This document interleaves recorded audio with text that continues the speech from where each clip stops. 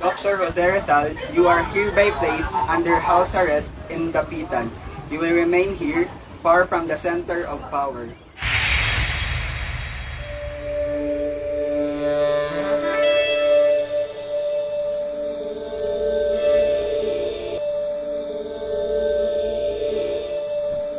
Si Rizal ba yun? Bakit siya pinapadakip?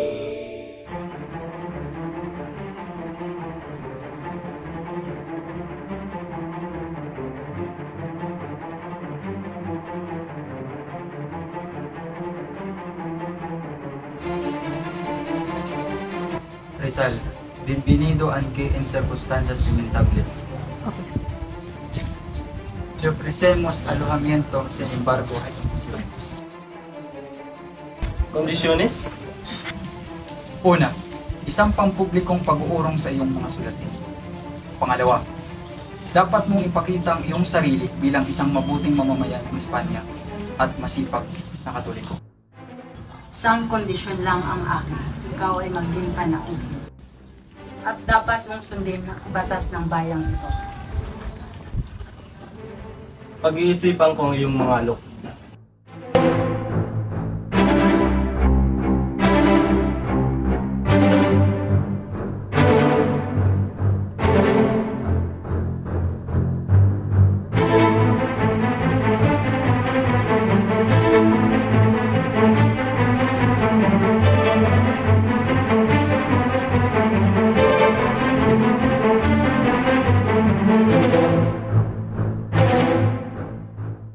Magandang hapon, Dr. Jose Rizal.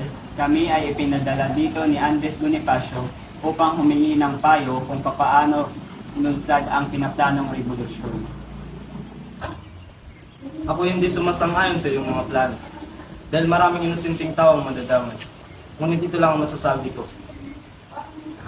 Una, Katipunero, must have unique and weapon. Pangalawa, must have the support of rich and middle class. And the revolution must lead by the Estrados, and Antonio Luna must be the leader of Katipunan. May isa lamang akong katanungan. Nais mo bang sumama sa amin at iwan ang lugar na to? Kung pagtakas lamang ang aking nais, ay matagal ko nang ginawa. I want to honor my word to Spaniards.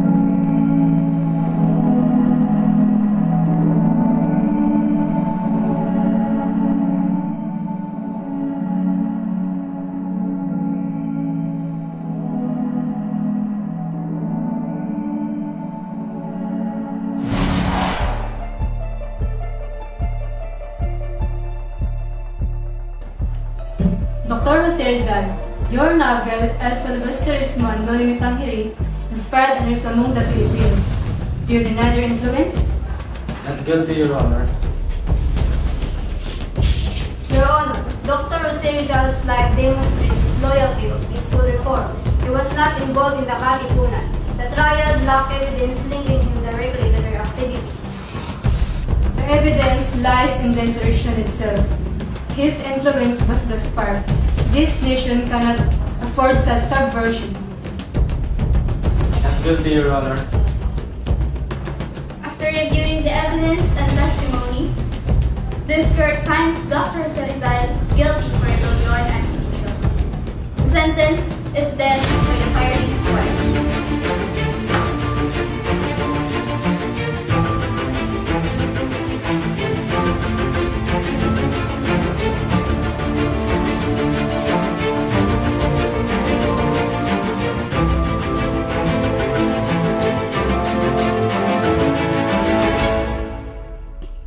para sa kalayaan. Unitin ang sidula. Unitin! Mabuhay ang Katipunan! Sa aking mga huling sandali, nais kong pabatid sa aking inang bayan na ang aking buhay ay tanging alay para sa kalayaan at katarungan. Hindi ko niya nais ang pag-aalala o kalungkutan para sa akin, kundi ang magpatuloy kayo sa paghanap ng pag-asa kahit na sa gitna ng dilim. Ang aking kamatayan ay hindi wakas, kundi isang paalala na ang tunay na kalayaan ay hindi ibinibigay, kundi pinaglalaban. Naway magsanib pwersa ang bawat isa para sa isang bayan na malaya, makatarungan at buo ang diwa. Paalam, mahal kong bayan, at pag-asa ko'y manatili sa inyong mga puso. Consumatum est.